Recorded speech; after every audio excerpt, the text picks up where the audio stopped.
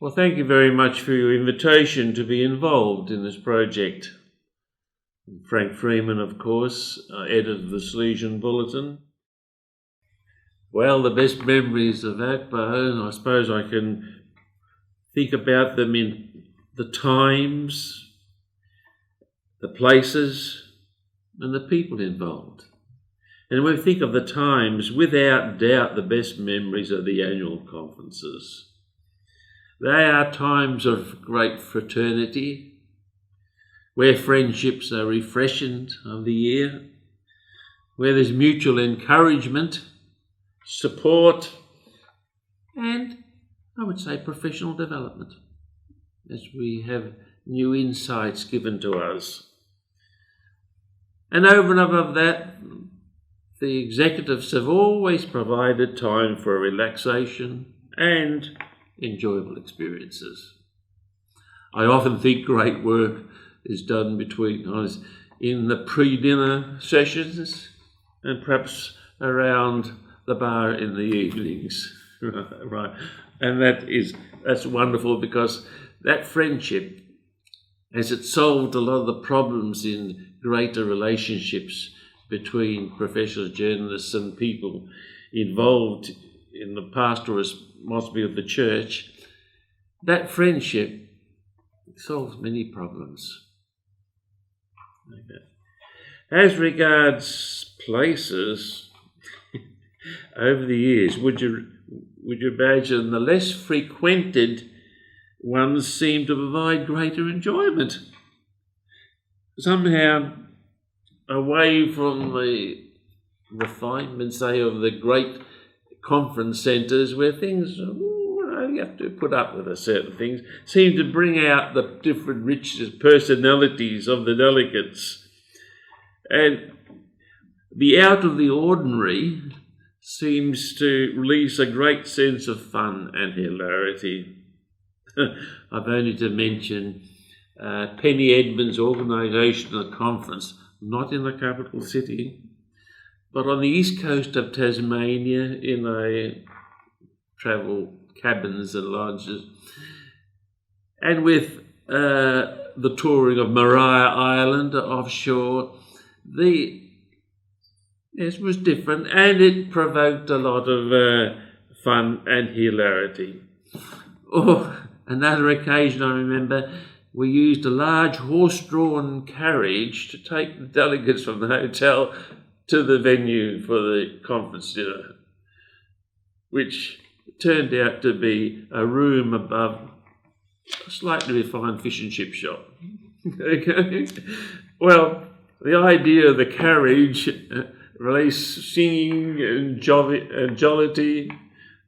When we got upstairs and we settled down for the conference dinner, which was a great dinner, but there was no such things as polished silver or embroidered serviettes.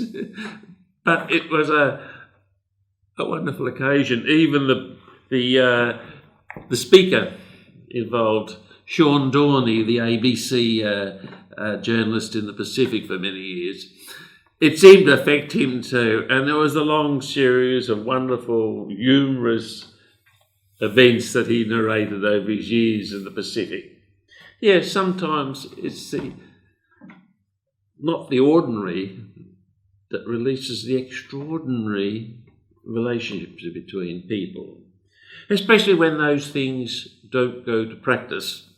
I remember, I think it was the Christchurch conference, that's right, I think it was right, yeah, where the president and the vice president took ill within hours of arriving and had to return immediately. The secretary didn't turn up, so it left a poor old treasurer struggling to keep things together and keep up the morale of the delegates. And the substitute was a great evening out at a winery in the evening, which was very productive for friendship enjoyment and kept the conference going.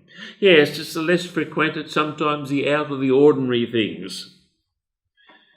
They may be thinking ahead to broom.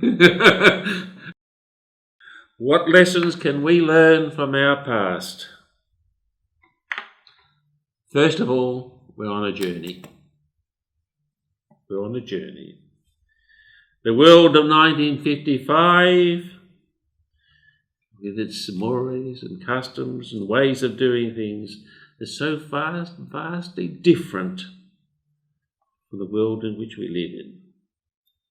And not only its customs and mores of the times, but so vastly different in the understanding of the role of social communications in the mission of the church today. In the role of social communications. I use that word instead of press, social communication, which involves all sorts of contact and communications.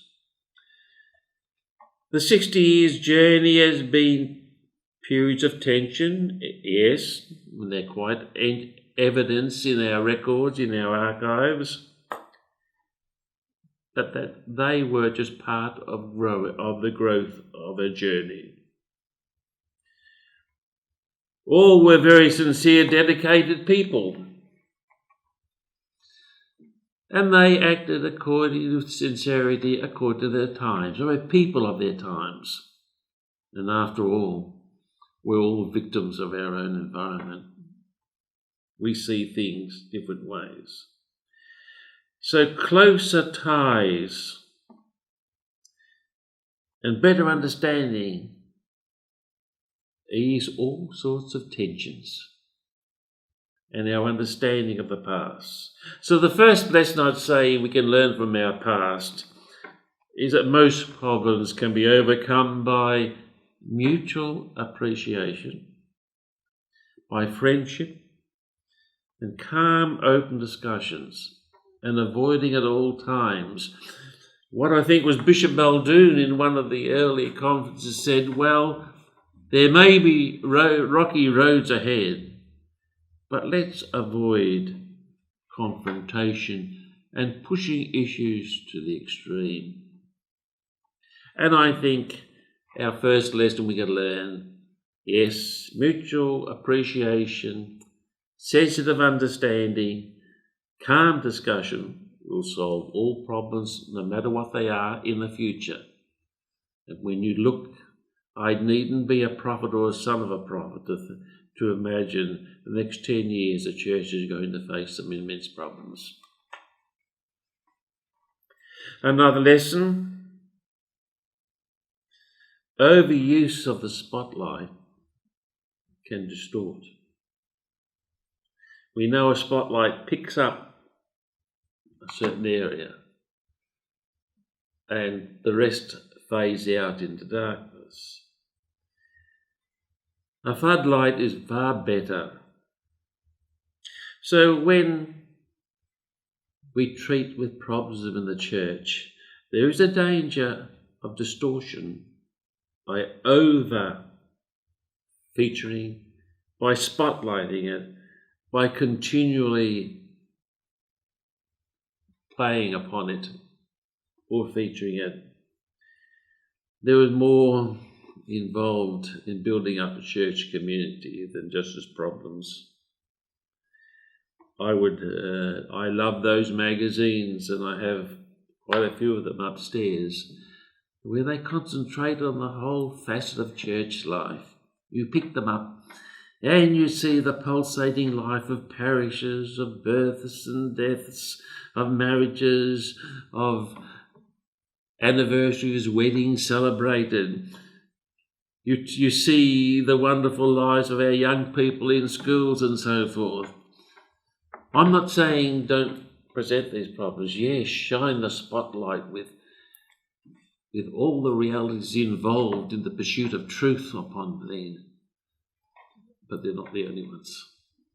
They're not the only ones. And that's the lesson I'd like to say, that overuse of a spotlight can distort. Use the spotlight for certainty, but also use the floodlight. All right, well, so finally, why should ACPA keep going, and what should its role be into the future? Oh yes, ACPA should keep going, by all means. First of all, for the very reason what its members are doing now in the Australian Church.